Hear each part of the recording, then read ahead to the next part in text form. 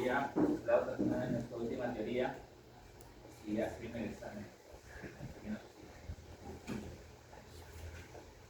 Como son varios temas. Creo que el examen no es calculatorio, ¿no? O sea, sí es. Sí es calculatorio. Lo que ibas ahorita dijo que no es. Ah, ¿ya dijo eso? No, No dije nada.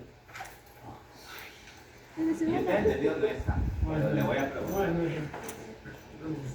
viene tu grupo, ¿no? No confundir. Es medicina 1.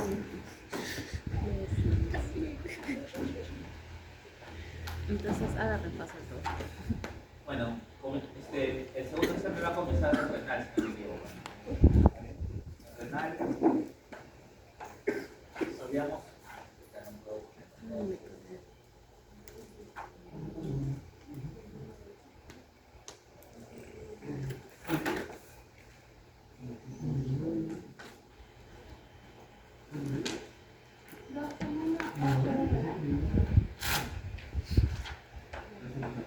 Sí, semana 8 es Semana 7, renal. semana 7 Ah, sí.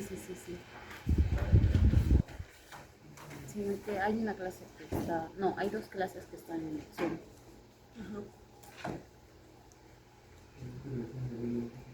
No se va a eliminar, así se eliminan. Pero eso como 100 días, todavía no ha pasado. ¿Sí? Que recuperamos 2 clases. Genital masculina y femenina. Ya. Entonces, acuérdense ustedes, en renal tienen que acordarse de cómo abordar, primero, la estructura normal del riñón. Los glomérulos es la unidad funcional del riñón. Acuérdense que el glomérulo tiene una arteriola aferente, un ovillo capilar, una arteriola. El ovillo capilar o los capilares del glomérulo, cualquier capilar, es un capilar especializado que tiene penetraciones para que se forme o para que se pueda hacer el penetrado de forma eficiente. Además, el glomérulo, los vasos del glomérulo son uno de los casos especiales de los vasos sanguíneos, ya que normalmente un vaso es arteriola, capilar y luego sigue vena, ¿cierto? En este caso no, es capilar, arteriola, capilar y esa otra vez de arteriola. Es especial en algunos, este caso es especial, porque eso normalmente no sucede. Otra cosa es que el ovillo capilar está recubierto por unas células que se llama el epitelio visceral. ¿Okay? Este epitelio visceral es como una célula que emite un montón de prolongaciones a manera de pies.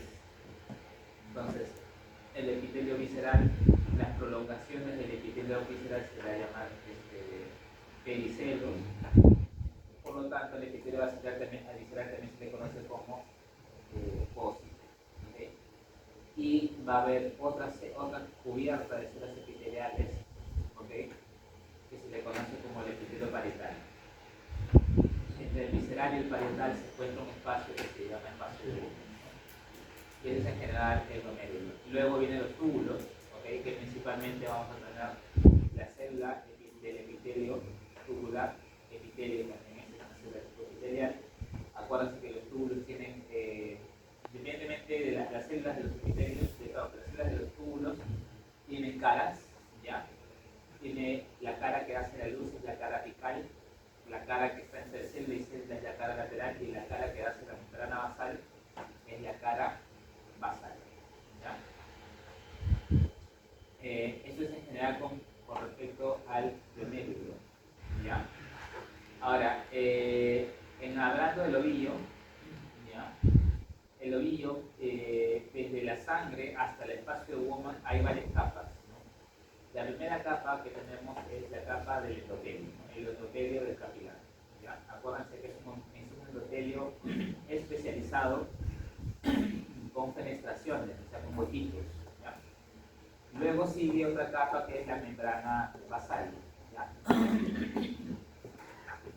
Que es una estructura proteica de matriz extracelular especializada donde van a recibir las células endoteliales.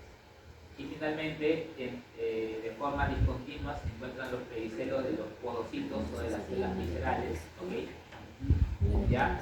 Y entre pedicelo y pedicelo, este espacio interpedicelo se le conoce como hendidura, ¿ya? Y acá van a ver, no es un espacio vacío, van a ver proteínas propias de los podocitos que van a funcionar para que el ultrafiltrado sea eficiente, desde la sangre hasta el espacio de humo. Bien, entonces, ¿cómo se aborda una patología renal? Ya, eso también es importante que lo sepan. La patología renal a grandes rasgos viene así. El riñón, las 4 unidades funcionales del riñón son las siguientes: 1, 2 y 3. Primero es glomérulo, segundo es túbulo, tercero es intersticio y cuarto es vasos. ¿Ya? Glomérulo, túbulo, intersticio y vasos. ¿Para qué sirven estas 4 estructuras? Para que el riñón funcione de forma correcta. Si una de estas no funciona, el riñón en general no va a funcionar. Las 4 tienen que estar presentes y tienen que estar funcionando correctamente para que el riñón pueda hacer una función normal. ¿Cuál es la función importante del glomérulo? Es el filtrado de la sangre. Entonces,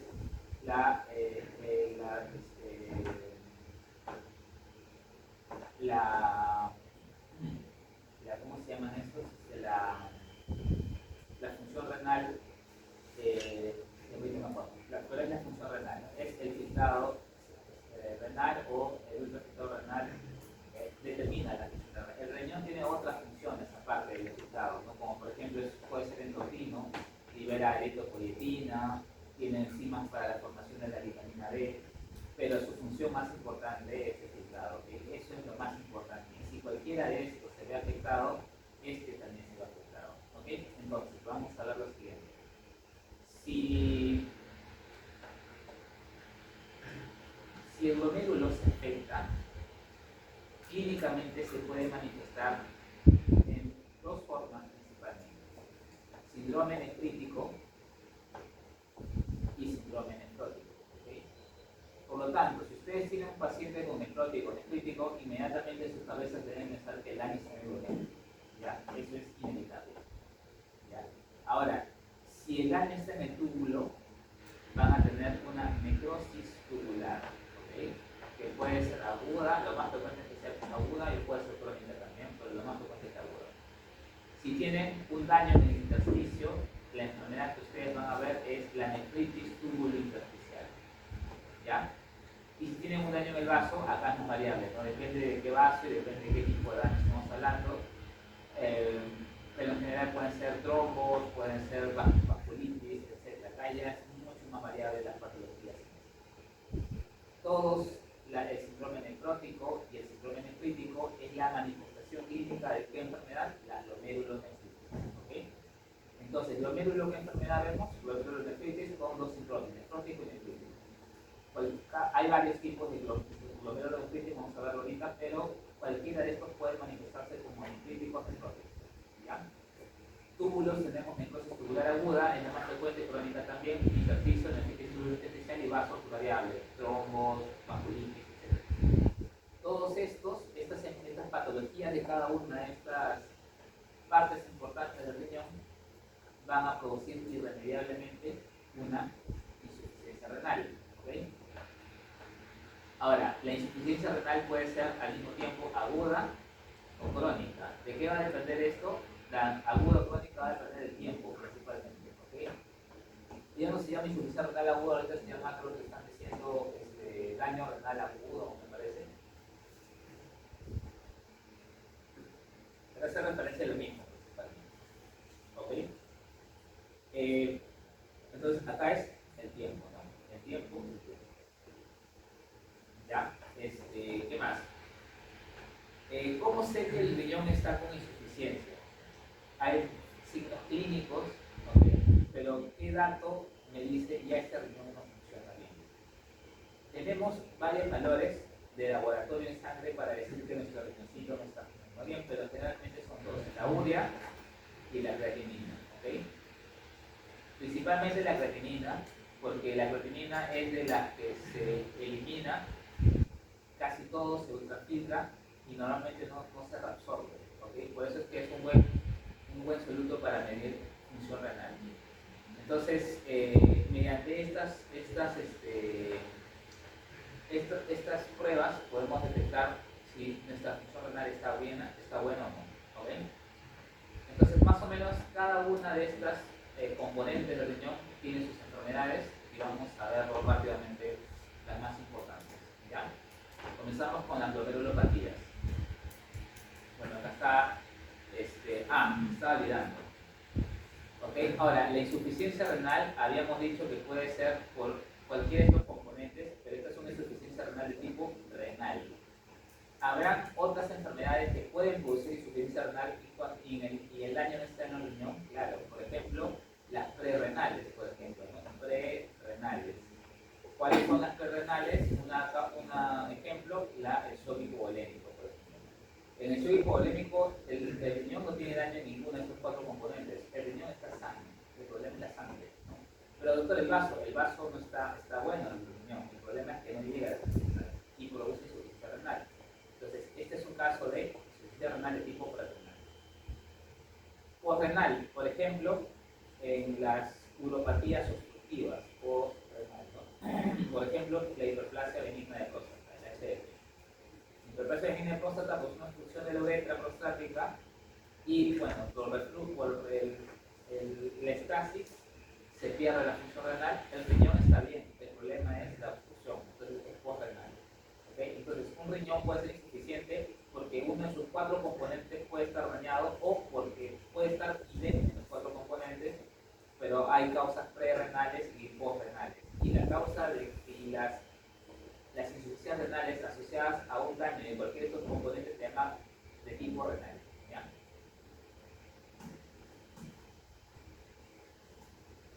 Bueno, esto es importante, los criterios de nefrótico y los criterios de nefrítico. ¿Ya? Acuérdense que en nefrótico, ¿por qué había hiperlipidemia? Producción de lluvia prohibida. Así es. La proteinuria se produce por una lesión, es un glomérulo, ¿no? Y se pierden las proteínas y la proteína más importante de la sangre es la albúmina, ¿no? Es lo que mantiene la presión oncótica en la sangre. La albúmina es producida por el hígado, por lo tanto podemos suponer que el hígado es el que se encarga de la presión oncótica de la sangre, por la producción de la albúmina.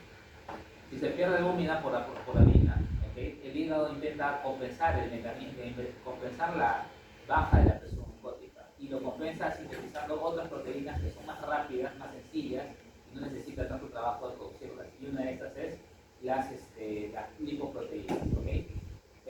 Por lo tanto, el hígado, para compensar la presión oncótica, empieza a aumentar la producción de estas lipoproteínas y el paciente tiene una hiperlipidemia. Lo mismo con los factores de coagulación. ¿Okay?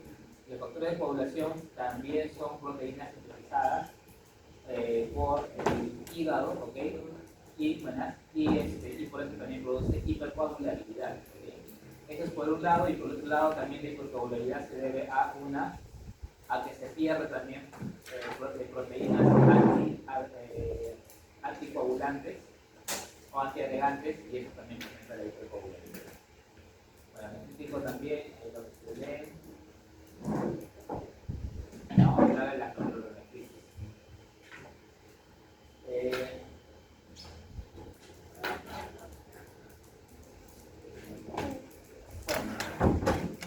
La diferencia entre una glomerulonefritis primaria y secundaria es que en la primaria solamente el riñón va a estar afectado. En cambio, en la secundaria va a haber otros órganos, la enfermedad afecta a otros órganos y también el riñón es uno de ellos. Por ejemplo, el lupus eritematoso sistémico. ¿Qué tipo de glomerulonefritis produciría? Secundaria, así es. Porque también también afecta, por ejemplo, la piel.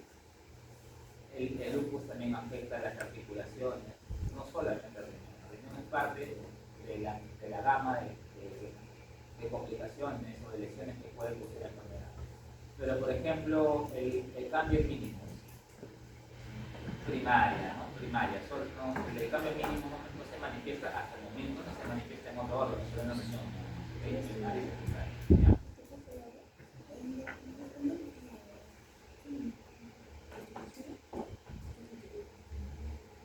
Bueno, tenemos agudas o agudas crónicas, pero la forma, acá tenemos la estructura nomás educativa, ¿no? Está olvidando otra estructura importante, primero lo que es el mesange. El mesange tiene dos componentes, la célula mesangial y la matriz mesangial. ¿Ya? Y acá están las capitas, ¿no? El epitelio visceral, con sus cocitos, el mesange, el endotelio, la membrana basal y el tejido parental. La arteriola frente y la arteria. Bien. Hay un cuadro en el Robin que les voy a preguntar eso, ¿ya? Lo más es una posibilidad que les pregunten, que habla sobre la patogenia de la glomerulonefritis. Eso habla sobre los inmunocomplejos, ¿ok? La formación de los inmunocomplejos puede ser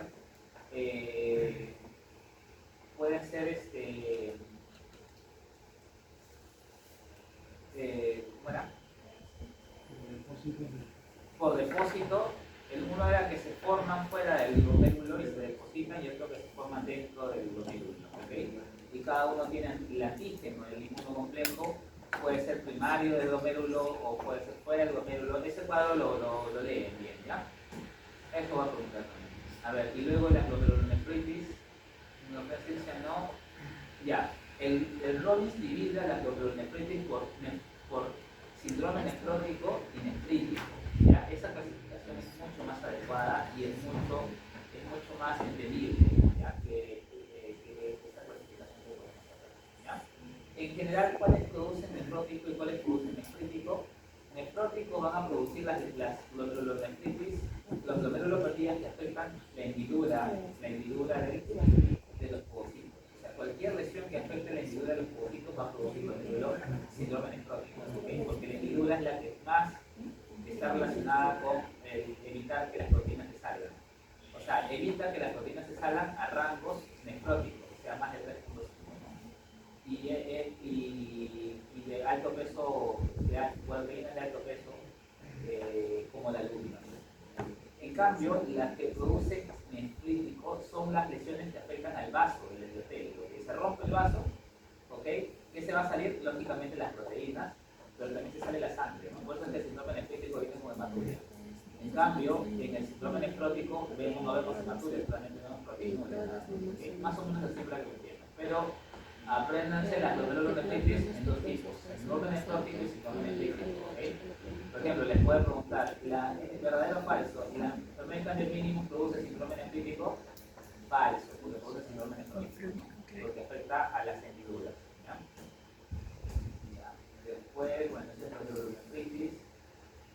Este cuadro, que es un resumen de todas las glomerulonefritis, también está bueno. ¿Ya? Está cambio mínimo. Esta también, de las glomerulonefritis, que me interesa que sepan, es cambios mínimos y la glomerulonefritis membrana proliferativa. ¿Ya? Los tipos 1 y 2.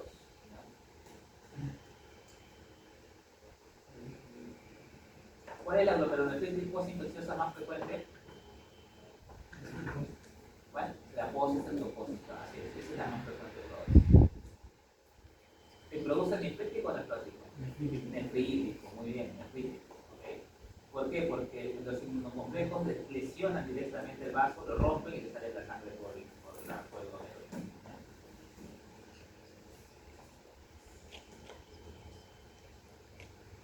Ya, bueno, luego tenemos, la nefritis tubular intersticial. Lo que voy a preguntar más que todo es la necrosis tubular aguda. Esto también se lo aprenden, la necrosis tubular aguda. Del Robin, todo del Robin, por favor.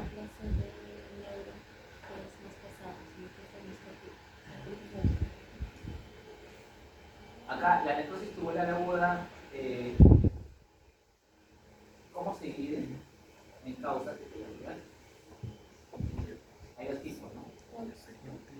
Isquémicas y tóxicas, ¿no? ¿Ok? ¿Las tóxicas qué tipos hay?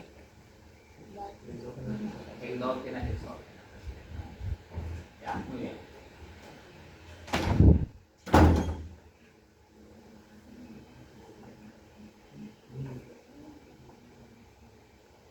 La nefroesclerosis, ¿de qué enfermedad está? ¿De qué se habla? De la hipertensión arterial, ¿ok? Los cambios asociados a la hipertensión arterial. Entonces, la nefroesclerosis es una patología de vasos, ¿ok? De vasos.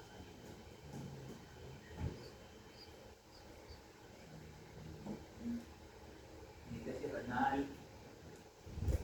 Ya, y enfermedades quísticas. Habíamos dicho que las enfermedades quísticas, el riñón poliquístico, puede ser congénito o puede ser adquirido, ¿no? Riñón poliquístico. Si es congénito, hay dos tipos, la del adulto y la del niño, ¿no? Acá tenemos la del adulto y luego tenemos la del infante, ¿ya? Ambos asociados a mutaciones genéticas, ¿no? Como la policistina y en el del niño asociado a la fibrosistina. Pero el del adulto, ese es el congénito. ¿Y el adquirido a qué se relaciona el riñón poliquístico? A diálisis crónica. ¿Ya? Los pacientes con diálisis así de largos años terminan con su riñoncito lleno de quistes. Bueno, ya no.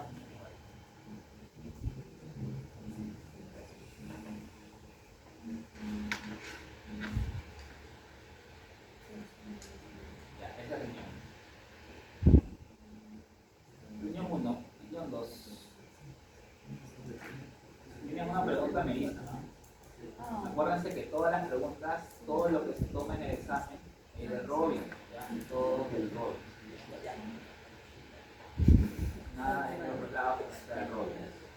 No digo que esté mal sus otras bibliografías, pero el Robin es lo que la universidad está pidiendo que tienen que aprender a escribir.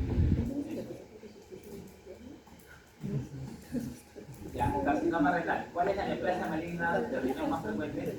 Primaria. ¿Cuál es? El carcinoma renal.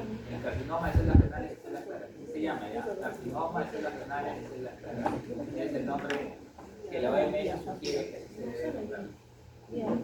Carcinoma de células renales de células claras. ¿Cuál es el gen más frecuentemente asociado al CCR? El bonquipelino, ¿no? El bonquipelino. ¿Qué sintetiza el bonquipelino? Sintetiza una vitaminasa que degrada qué proteína. El HIF, ¿no? ¿Qué significa HIF? Factor inducible por hipoxia. ¿Qué es el HIF? Es un factor de transcripción, ¿no? Induce a la expresión de genes que se deben expresar cuando el riñón entra en hipoxia. ¿Okay? Vamos a poner el siguiente caso. Está hablando de la necrosis tubular aguda.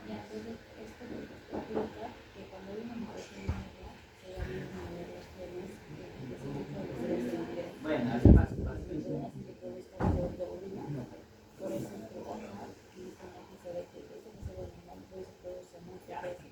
Acá. Miren ustedes esos túbulos renales, tienen cambios asociados a la isquemia, porque tienen una necrosis tubular aguda isquémica. ¿Okay? Estas células de los túbulos, tubulares, esas células epiteliales de los túbulos, tienen cambios asociados a la isquemia. Pero vamos a poner este paciente, es un paciente de 30 años que ha sufrido un accidente de tránsito y ha tenido una hemorragia abdominal severa, ¿ya? Y está haciendo un shock hipovolémico. Les llega a ustedes a la emergencia, está hipovolémico, el paciente está en shock y ustedes manejan el shock. ¿Okay? El paciente orina al principio, pero luego después de al día siguiente ya no orina, ya no hace nada. Entonces, ustedes entienden de que el paciente ha entrado en insuficiencia renal secundaria a una necrosis tubular aguda por la hipoxemia, por el shock hipovolémico. ¿Okay? Si ustedes se dan cuenta, una vez que sucede el shock hipovolémico, el riñón no muere de forma inmediata, porque las células tubulares inmediatamente se empiezan a exponer a la isquemia, activan mecanismos de defensa para aguantar la isquemia. Claro que si la isquemia se mantiene, igual va a morir, pero no es inmediata la muerte. Hay un tiempo que puede seguir viviendo aún en isquemia. ¿Okay? Este tiempo que se mantiene vivo se debe gracias al HIF, al factor inducible por hipoxia. El factor inducible por hipoxia es un factor de transcripción que normalmente se encuentra, la tenemos la célula de los túbulos, se encuentra en el citoplasma, ¿okay? Pero para que ejerza su acción tiene que entrar al núcleo. Nunca entra al núcleo porque viene la proteína BPH con hiperina y la empieza a degradar. se sintetiza y se degrada a cada rato. Salvo que la célula entre en isquemia, como en nuestro caso en el corticular agudo. Si entra en isquemia, el BPH se inhibe, la isquemia inhibe el bronquiolino y ya el GIP ya es libre, puede pasar al núcleo. Bien, ¿ya? Una vez en el núcleo, la célula epitelial induce la expresión. Doctora, por favor, hable un poquito más activo, ¿ya? Estamos haciendo actividad. ¿Ya? El KIT induce la expresión de genes, ¿okay?, que van a permitir la sobrevivencia o van a permitir que resista la célula al isquemia, ¿ya? Uno de estos es, por ejemplo, el CAIX. ¿Qué es el CAIX? La hidrasa carbónica, ¿no? Otro es el más importante de todos, el factor de crecimiento vascular endotelial. ¿Ya? Entonces, y varios otros, la eritropoyetina, por ejemplo. ¿Okay? Un montón de genes bien expresados. ¿Okay? Estos genes permiten que la célula aguante el isquemia, ¿okay?, en el cuerpo. Entonces, el kit es normal que se entre en condiciones, en ciertas condiciones. Los pacientes que tienen carcinoma de células renales, de células claras, no tienen el bronquiolino porque han perdido, tienen una lesión. Por lo tanto, el kit se trasloca al núcleo sin hipoxia, sin hipoxia.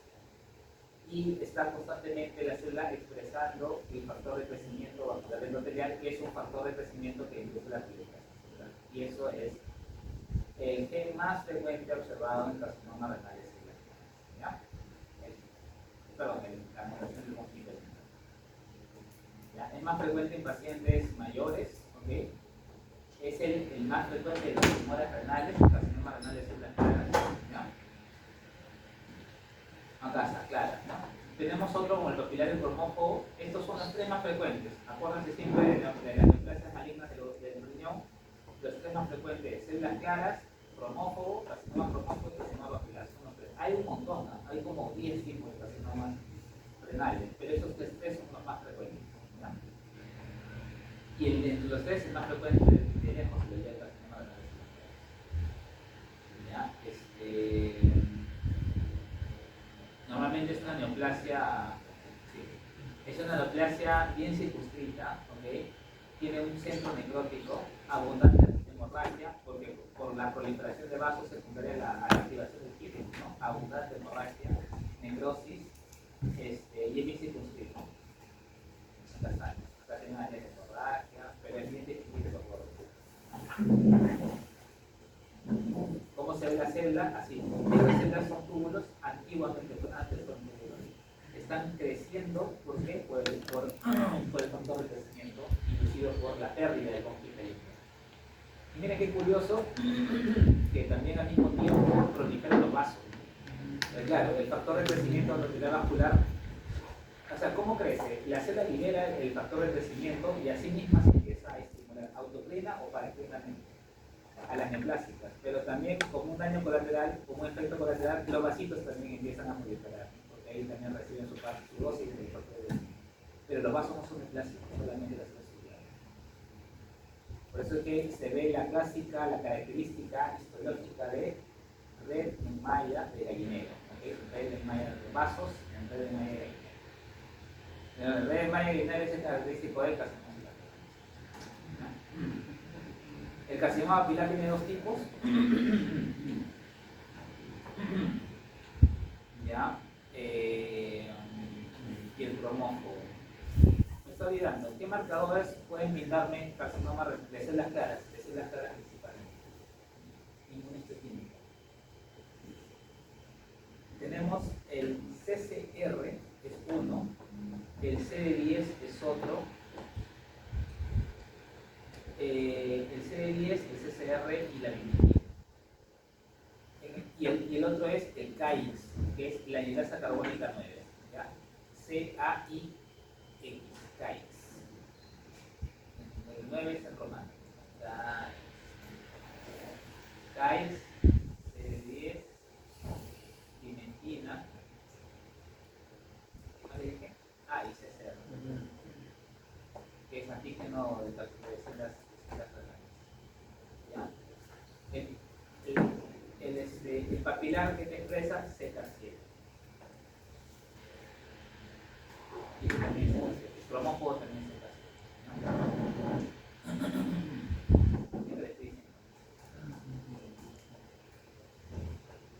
La característica del cromófobo es que tiene un citoplasma eosinofílico.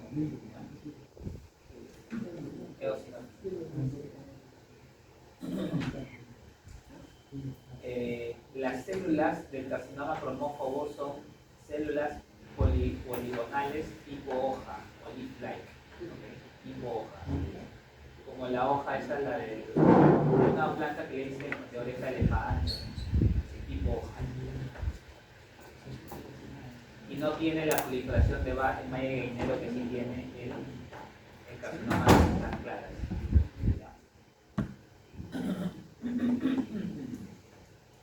Bueno, continuamos. Las operaciones complejas.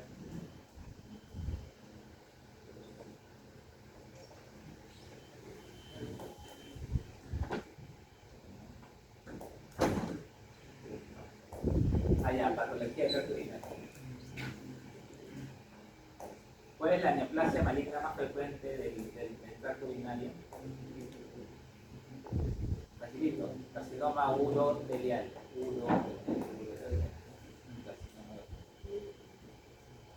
Acá se lo voy a explicar bien sencillo. A ver, ustedes ven papilas y ven planito. ¿Okay? Papila y plano. ¿Cómo es eso? Vamos a ver. Esto de tener cuando yo aprendí un poco de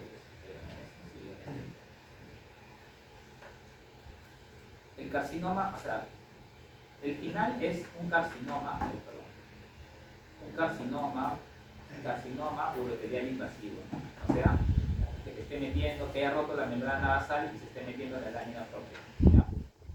¿Cómo llega un epitelio normal urotelial? Hay dos escenarios, ¿no?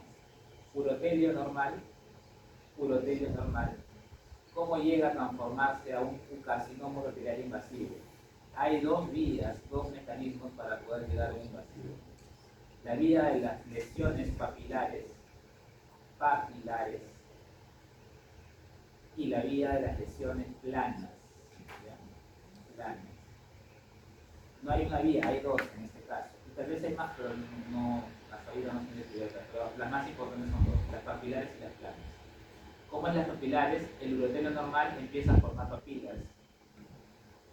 Cuando estas solamente son papilas, pero no hay presencia de displasia, se le conoce como papiloma urotelial.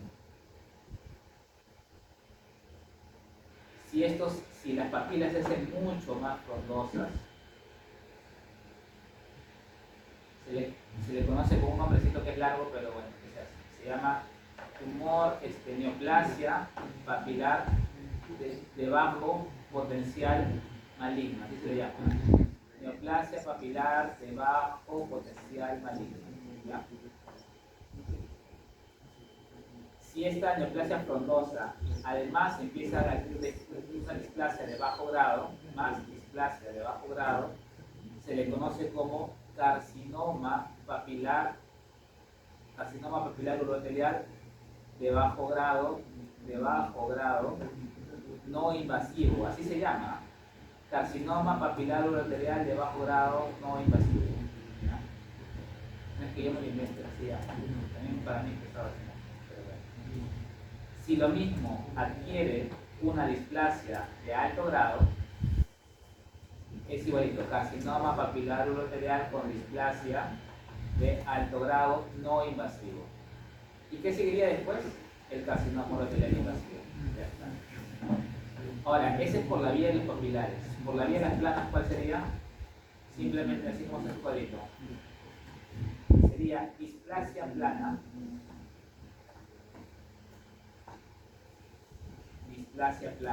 Y acá hay leve, moderada, severa. Y luego seguiría el carcinoma urotelial in situ. Y luego después de eso ya viene el carcinoma urotelial invasivo. Entonces, como se dan cuenta, hay dos formas como un epitelio urotelial normal puede llegar a ser invasivo con carcinoma urotelial invasivo. ¿Okay? por las vías de las planas o por las vías de las papilares. Claro, las vías papilares es la más frecuente, ¿ok? Eso es relativo, porque tiene un sesgo. ¿Por qué es la más frecuente? Porque es la más visible cuando se hace una uroscopía. Normalmente las planas son un poco bien difíciles de detectarlas, incluso cuando entras con el uroscopio con la camarita hasta la altura. Aún viendo directamente es difícil de encontrar. Por eso es que estas son más frecuentes, pero es un sesgo. No es que sean más frecuentes, sino es que no las encuentran. ¿Ya? Pero bueno, por el momento tenemos. ¿Ya? Acá están, ¿no? Papiloma. Miren, antes había esta de acá, neoplasia urotelial papilar de potencial maligno incierto, ¿ok? Esa de ahí ya no existe, ahora se ha cambiado por neoplasia urotelial papilar de bajo potencial maligno, así se llama, de bajo potencial maligno, ¿ok? Y acá teníamos el carcinoma urotelial papilar de bajo grado y el carcinoma urotelial papilar de alto grado, ¿ya? Y ahí está. Este sería un carcinoma de alto grado. Este sería un carcinoma urotelial papilar de alto grado, no invasivo, ¿okay? Eso sí hay que recalcarlo. La mitosis atípica de general. Horrible, ¿verdad? Y este sería eso es un carcinoma in situ, ¿ya? Carcinoma in situ. Ahí está una mitosis. Como ven, no hay papilas, no todo es plano, entonces sería de las planas, ¿no? Entonces, el carcinoma in situ pertenece al grupo de las papilas falso, ¿no? Pertenece al grupo de las planas. Acá y el carcinoma urotelial. Hay una clasificación molecular, así como en mama y en urotelio. ¿Por qué? Porque el carcinoma urotelial no es frecuente. O sea, ¿cuál es la neoplasia maligna en mujer más frecuente? El de la mama. Ahorita está mama, antes era cervix. Ya cervix, por el cribaje y por la vacunita, ya está empezando a bajar. ¿Okay? Ahorita lo que está en primer lugar es mama, ¿okay? Porque no se sabe qué lo ocasiona exactamente, no es como cervix que ya sabe virus papiloma antes de la vacuna y ya solucionaste el problema.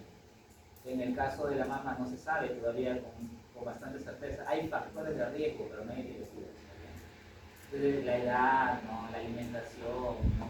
La familia, ¿no? Mi mamá tuvo 4 años, pero no se sabe con certeza porque no todas las pacientes que tienen su mamá tuvieron cáncer de mama, ellas lo hacen. Entonces no explica todos los casos, por eso es que todavía no se sabe bien. ¿Ya? Entonces, en mama, por eso es que se usa en mamas, lo voy a preguntar, en mama usamos la clasificación molecular. En urotelio también ya existe clasificación molecular, pero ¿por qué no es tan famosa, doctor? Porque vengo escuchando hace tiempo la mama, pero en urotelio nunca he escuchado. Porque el carcinoma urotelio es poco frecuente con respecto a mama, por eso es que se toca más. Entonces, eso es renal. Luego pasamos a...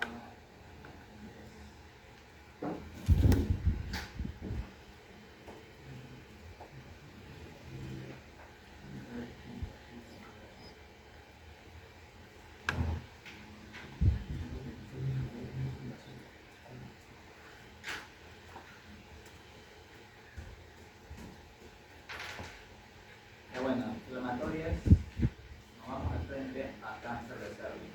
Ya. ¿Cuáles son? A ver, ¿cuál es la neoplasia maligna en vulva más frecuente? En vulva. Es el carcinoma escamoso, ¿ya? El carcinoma escamoso. Así como en el urotelio, veíamos que para llegar al carcinoma urotelial habían 2 vías, la vía de las papilas y la vía de las lesiones planas. En vulva también tiene 2 vías. Tiene una vía que es la vía del hilo del papiloma humano y la otra vía que es la vía inflamatoria. O sea, me refiero al líquen. Por líquen escleroso o líquen simple. Estas 2 patologías pueden condicionar posteriormente un carcinoma escamoso invasivo. Pero no es que ya tengas líquen y mañana ya tienes carcinoma, no es así. Hay lesiones previas entre estas 2 patologías que tienen que suceder para que recién se convierta en un carcinoma escamoso invasivo. A estas lesiones previas se les conoce como neoplasias intravulvares, ¿okay? O BIN, también conocidas ¿Qué es lo que pasa? Esta neoplasia intravulvar es como una lesión premaligna. Es una lesión previa antes de que la lesión se transforme en un carcinoma invasivo. ¿Ya? ¿Qué es lo que pasa? Que como hay dos vías, ¿ok? Hay dos vías. Antiguamente, independientemente por la vía que siguiese el carcinoma escamoso o el BIM, si era por BPH y por inflamación, era llamado BIM. BIM para BPH o BIM para inflamatorio. ¿Okay? Pero ahora ya no es así. Neoplasia, la neoplasia o la lesión premaligna, en el caso de los asociados cerebro-papiloma humano, se les conoce como lesión escamosa intraepitelial, ¿okay? Que puede ser de bajo o de alto grado. ¿Okay? Ya no BIM ya no se usa para los asociados a BPH. ¿Okay? Y para los no asociados, o sea, los que aquí siguen la vía inflamatoria, acá sí se les conoce como BIM. BIM diferenciado, una vez más. Acá esta es la lesión previa en estos ambos contextos y estos sí ya pueden relacionar cada uno acá.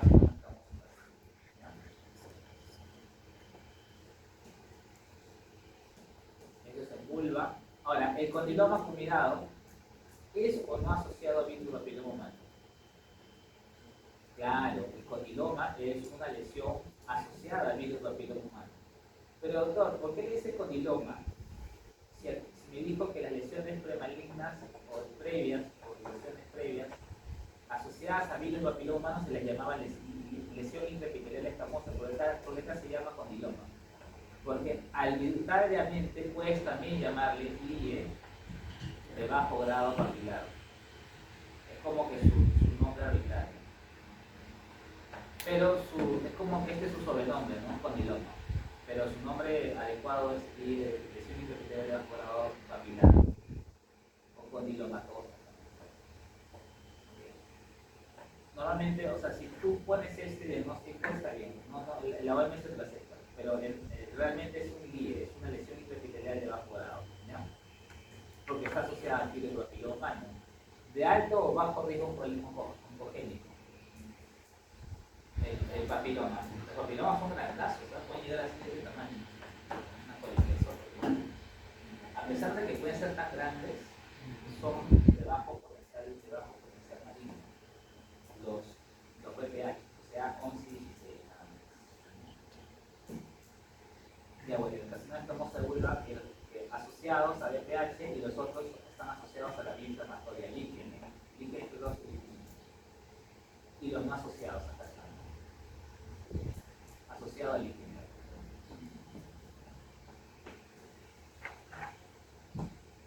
Bueno, la profundidad de invasión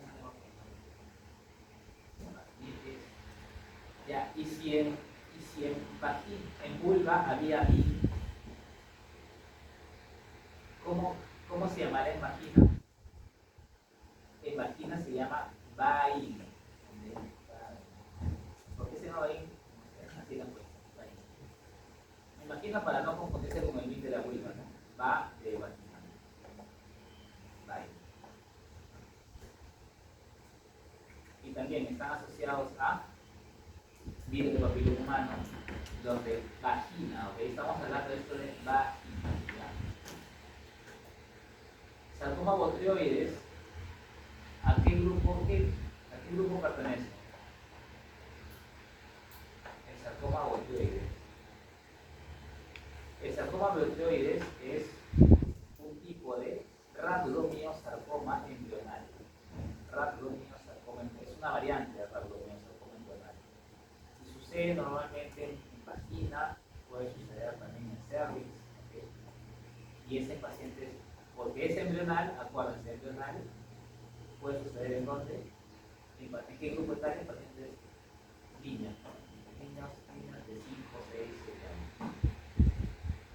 Entonces, si ustedes tienen una paciente, por ejemplo, paciente mujer de 5 años, viene por hemorragia vaginal o hemorragia o sangrado vaginal, en su cabeza de 5 años, puede pensar en varios diagnósticos, como por ejemplo violencia sexual, pero un diagnóstico que también deben pensar es neoplasias malignas.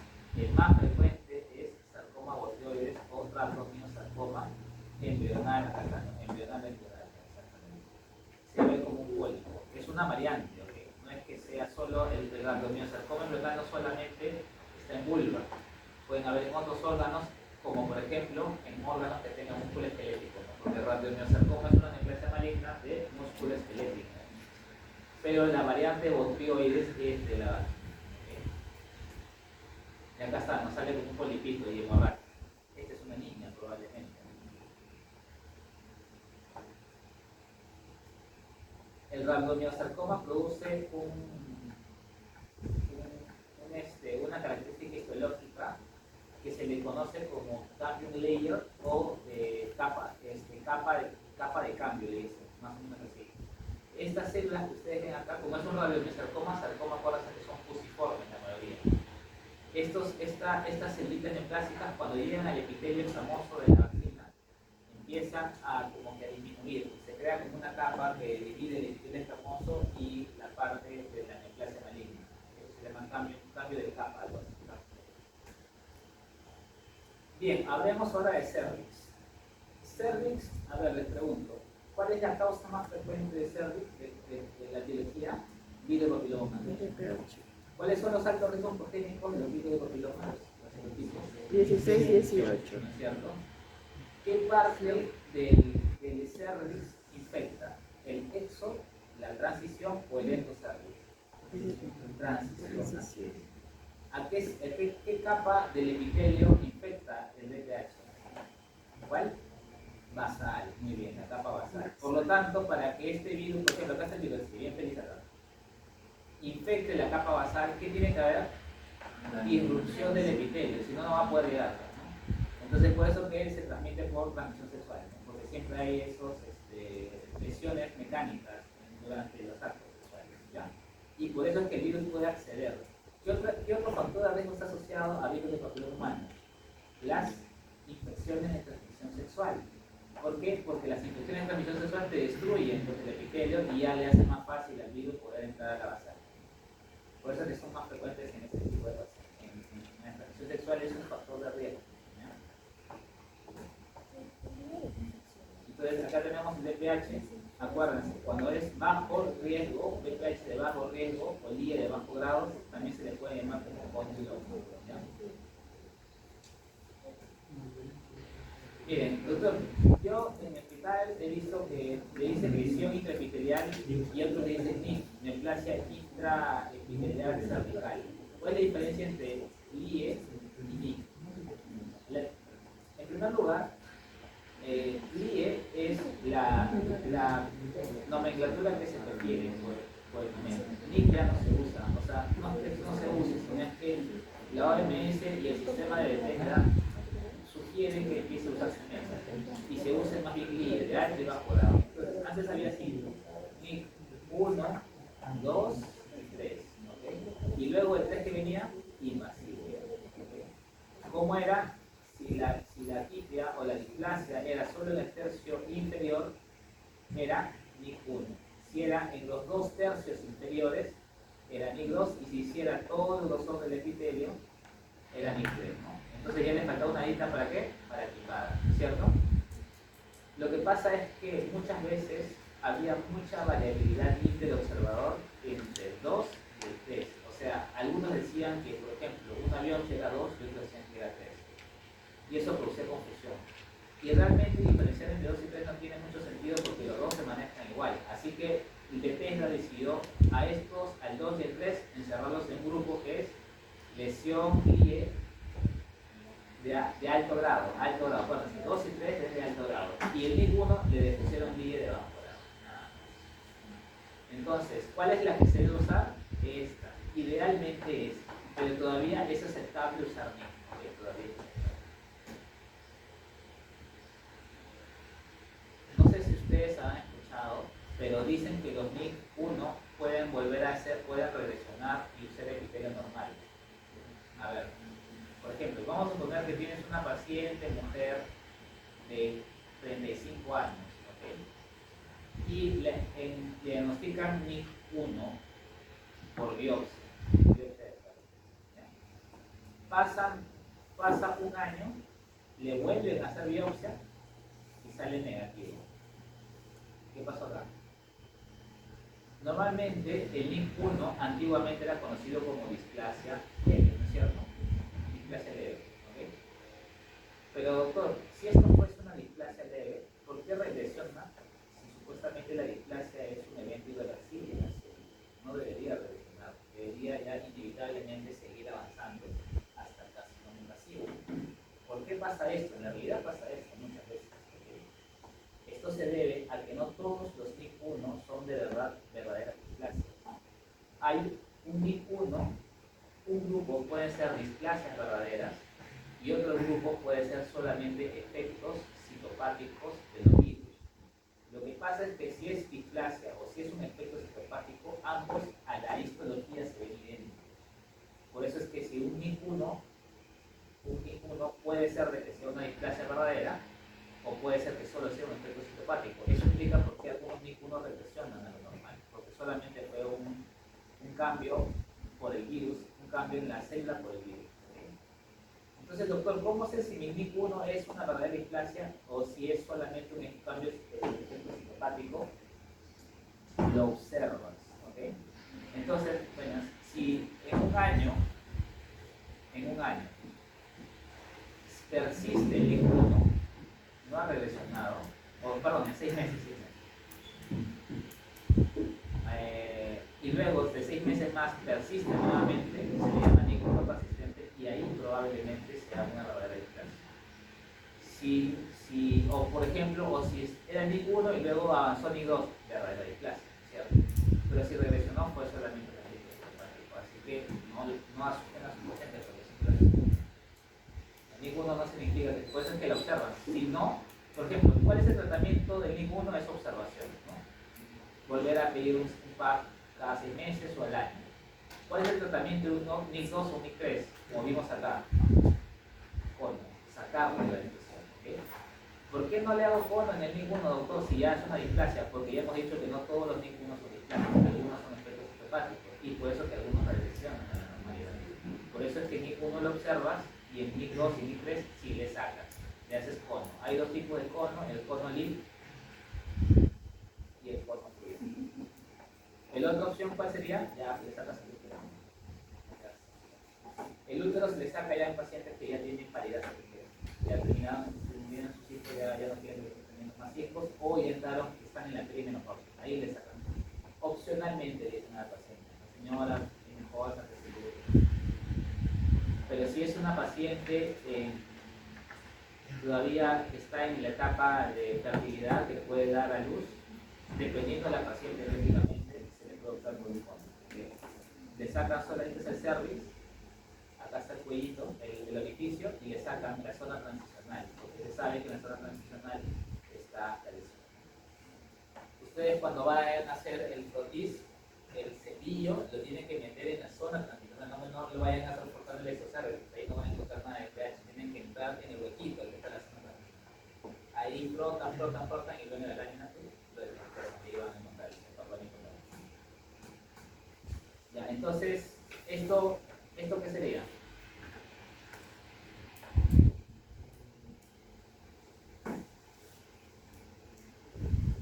NIC1, ¿no? Este NIC3 y este NIC2. ¿Cómo es, doctor? Mira esta de acá, esta toma en cuenta. Estas son las que son azulitas, ¿no? Las azules están en todo el grosor del epitelio. Esas son las displásicas, por decir. Eso sería NIC3. Las azules, ¿hasta dónde llegan? Hasta los 2/3 nada más, acá, NIC2. Acá también, ¿no? Hasta los 2/3 nada más. No es todo. Hasta los 2/3, NIC2. Y acá solamente está en la zona inferior, NIC1. Pero ya me dijo que no se debe decir NIC2 ni 3. Así se puede decir todavía, pero se sugiere que mejor sea líder de al dorado. ¿Ok? Líder más apropiado. Yo le pongo líder al dorado y entre paréntesis me lo digo. ¿Qué son estos de acá? Esta bolita con su circulito claro al medio. ¿Cómo se llama esta célula? Coilocito. El coilocito, doctor, ¿el coilocito es la displásica? No, la displásica es esta. ¿Ves algún halo claro acá? hielo verde. Acá sí hay hielo verde. Entonces hay una célula acá y otra célula acá. Son dos células diferentes. Esto es displasia. ¿Y el colorcito para qué me sirve? Para decirle que es una displasia relacionada al virus del papiloma. El colorcito me dice que acá hubo un papiloma. Podrían haber displasias sin colorcitos, claro, porque hay carcinomas no asociados al virus del papiloma, pero son muy importantes. Bueno, este es el Papa Nicolau. Ya, nos vamos a endometrio. Ya, acá. ¿Cuál es la diferencia entre una hiperplasia con atipia y sin atipia? Histológicamente, acá en este examen voy a preguntar histología, porque en el examen no vamos a hacer. ¿Cuál es el punto de corte de glándulas? Relación estroma-glándula. 3 a 1. ¿Ok? 3 a 1. Ya, eso solamente es para hiperplasia, ¿no? ¿Okay? Entonces, primero evalúas la relación estroma-glándula. Debe haber más estroma, más glándula que estroma. Entonces, si en el campo que estás mirando, todo el campo es pura glándula, casi nadita de estroma, es una relación más de 3 a 1 y es una hiperplasia. Te falta qué cosa, saber si es atípica o sin atípica. Aún sigue habiendo compleja y simple, ya no hay. Ya la compleja y simple ya se quitó del mercado. Ya no existe porque la OMS ya la quitó de la nomenclatura. Solamente es con atipia y sin atipia. ¿Okay? La atipia, entonces, la hiperplasia la diagnosticas arquitecturalmente con la relación estroma-glándula y la atipia se diagnostica citológicamente. Tienes que ver la célula de la glándula para ver si tiene o no tiene atipia. Luego, ¿cómo se le conoce la hiperplasia con atipia? Este nombrecito, neoplasia intraepitelial endometrioide. ¿Okay? Ese es el otro nombre con el que se le conoce. ¿Cuál es el gen más frecuentemente observado en mutación en hiperplasia con atipia? Mutación en PT. Mutación en PT. ¿Por qué le cambiaron de nombre a la atipia, doctor? Porque la atipia era más fácil. ¿Por qué? Porque, miren, pasa lo mismo con el cervix. ¿Ya? En el cervix, acá en el endometrio, a ver, la hiperplasia con atipia hace referencia a una displasia, ¿no? Por eso es que ya tiene mutación en PT. ¿Ya? Este epitelio ya es displásico, ¿ya? Ya tiene displasia. Y la hiperplasia es un cambio reversible y irreversible. Reversible, así como la atrofia, la metaplasia, la hiperplasia. Entonces, y la displasia que es reversible y reversible. Irreversible. Entonces, si me dices reversible con irreversible, ¿cómo es eso? Por eso es que ese nombre no es muy adecuado para esta neoplasia, para esta patología. El nombre más adecuado es este de acá, neoplasia intraepitelial endometrioide. Describe mucho mejor la patología de la neoplasia. Pero doctor, todavía siguen usando, sí, y la OMS lo sigue aceptando, pero sugiere que mejor se cese. Lo sigue aceptando, ¿por qué? Porque ya se han acostumbrado a todo el mundo a decir hiperplasia con atipia, y ya es muy difícil cambiar de chip. Me imagino que los años ya se va a ir cambiando, pero hasta que no se cambie, todavía hiperplasia con atipia es aceptable, ¿ya? Pero no es sugerido. Y el adenocarcinoma endometrio. A ver, ¿cuántos adenocarcinomas de endometrio pueden haber? Los más frecuentes son 3. ¿Cuáles son? Ya, el endometrio. Ya, el seroso. ¿Y cuál es el tercero? El de células claras, ¿no? Tenemos 3. Endometrioide, seroso y células claras. ¿Ya? Endometrioide es PT, ¿no es cierto? Seroso es, acuérdense, P53. Y el células claras sí es variable, ese no tiene una mutación definida, pero me parece que células claras, no sé si está acá, no está acá. Células claras es, si no me equivoco, es PIK3 quinasa o ARID1A. Ahorita se los confirmo. O PIK3 quinasa, no me acuerdo. ¿Cuál es la clasificación molecular de los carcinomas endometrios? ¿Qué tipos existen? Eso sí hay, ¿eh?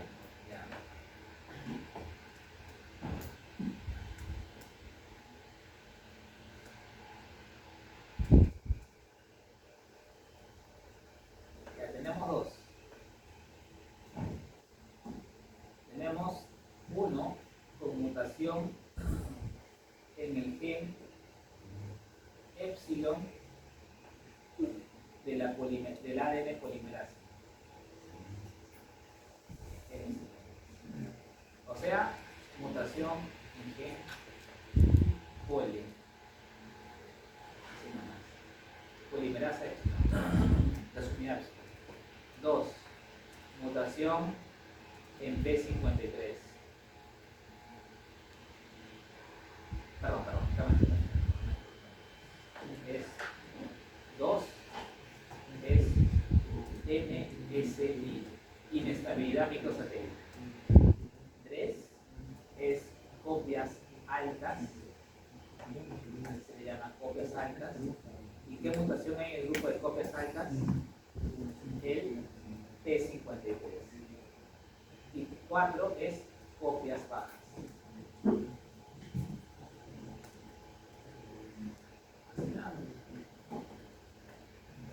¿Cuáles son los marcadores de inestabilidad microsatélite? Son 4. MSH1, MLH,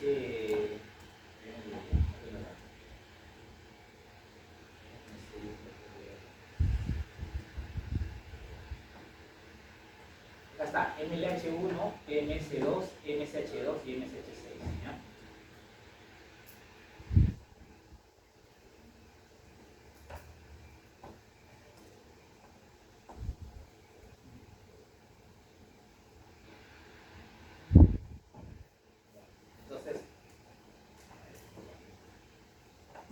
Entonces es pole, el otro es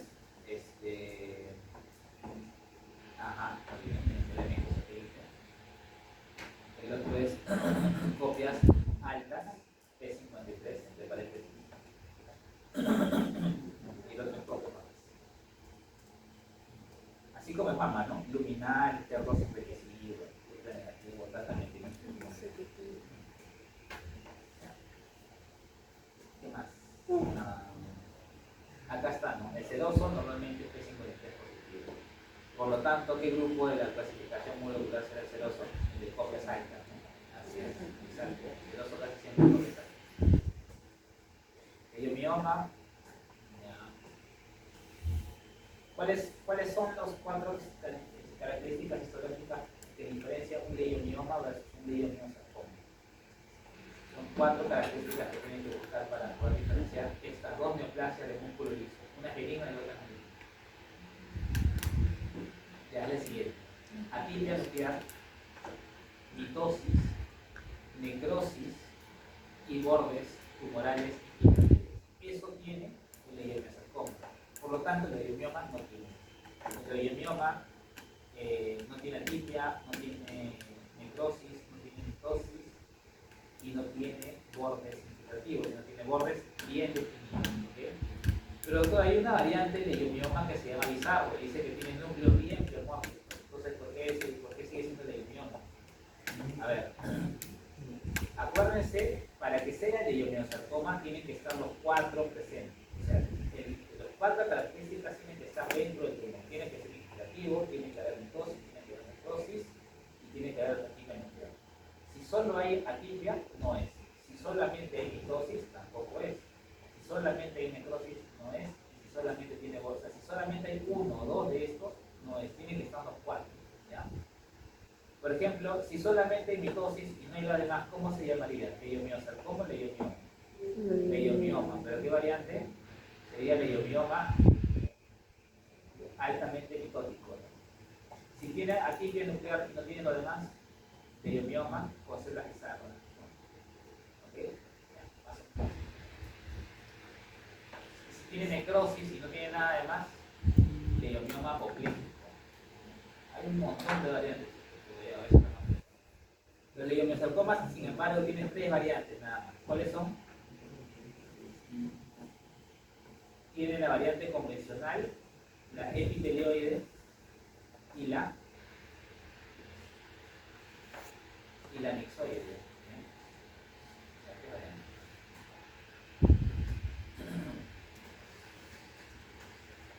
Ya, y neoplasia de ovario. ¿Cuáles son las neoplasias de ovario? ¿Qué grupos tenemos? Tenemos las epiteliales, las de cordones sexuales, las germinales, las estromales, acá faltaría unas estromales, y las metastásicas. A ver, yo les pongo el tumor de Kruppenberg. ¿En cuál de los 4 grupos lo pondríamos? ¿Han escuchado el tumor de Kruppenberg? Es más o menos. Tumor de Kruppenberg es metastásico en ovario. ¿Okay? ¿De dónde viene la metástasis? Del estómago. Normalmente el tracto gastrointestinal más frecuente es el estómago. Es la metástasis de un carcinoma de nieve sello en el ovario, el tumor de Kruppenberg. El síndrome de Meigs. ¿Han escuchado el síndrome de Meigs? Eso se pregunta en el enano. Agarra su propio. Síndrome de Meigs es asociado a fibroma. O sea, fibroma está acá. Fibroma.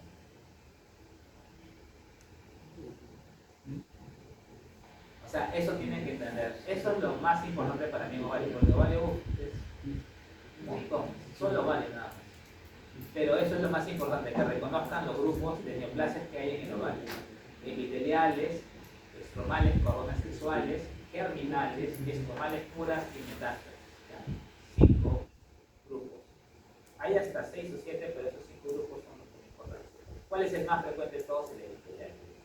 Y el epitelial también tiene sus subtipos: seroso, endometrioide, células claras, mucinoso, brena.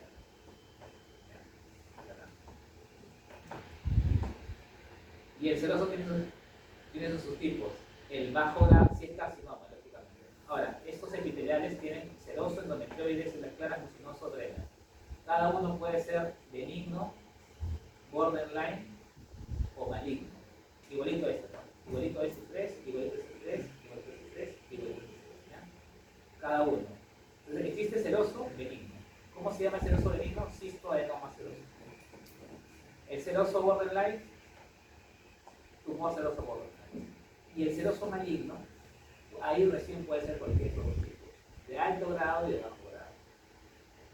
La mutación en, BRCA, ¿no? BCRA, ¿a qué está asociada? ¿A cuál de todos estos está asociado? Al carcinoma seroso de alto grado, ¿okay? BRCA. ¿En qué otra parte del cuerpo veían BRCA? ¿Escucharon BRCA? En mama. Por eso es que unas pacientes que tienen carcinoma de mama, BRCA positivo, a los necesitos les está sacando la sangre en el ovario, porque tiene alta probabilidad de hacer carcinoma seroso de alto grado en el ovario. Están sacando profilácticamente. ¿Cuál es el más frecuente de todos? El C2. Independientemente si es benigno o borderline maligno. Allá, el más frecuente es el seroso benigno. Este es el más frecuente de todos. ¿Cuál es la neoplasia maligna más frecuente del ovario? El carcinoma seroso de alto grado. Ese es el más frecuente en el edificio. Es el más frecuente de los malignos. ¿Okay? De los malignos en ovario. El carcinoma seroso de alto grado.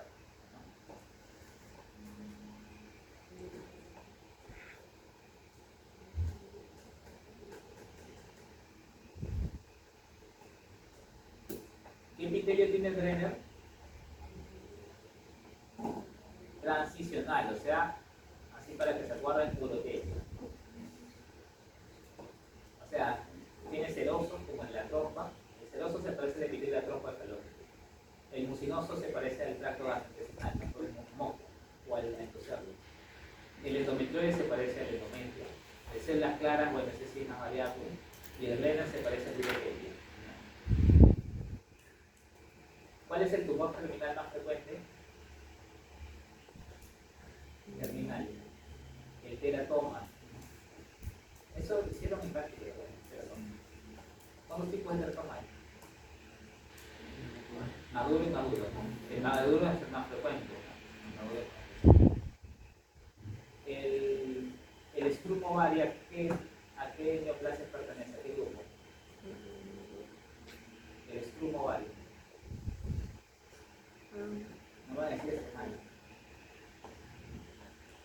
El estrumo ovario es una variante del teratoma maduro. El teratoma teratoma maduro puede ser teratoma maduro que tiene variantes, como por ejemplo el espumovari, es una variante del teratoma maduro.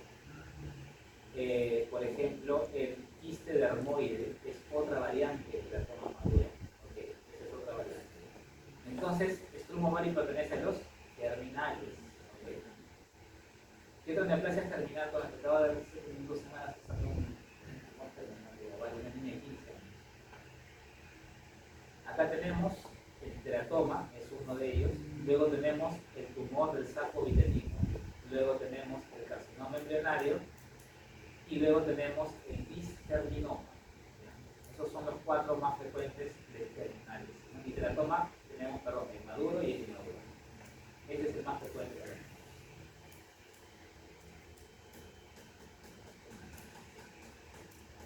Ya, miren, por ejemplo, acá tiene Borderline, ¿no? ¿Okay? Pero acuérdense que Borderline puede haber en seroso, en endometrioide, en claras, incluso hasta el Brenner. Yo he sacado un Brenner Borderline una vez en mi vida. Ya, vamos a hacer un break de 5 minutos, ¿no? ¿Qué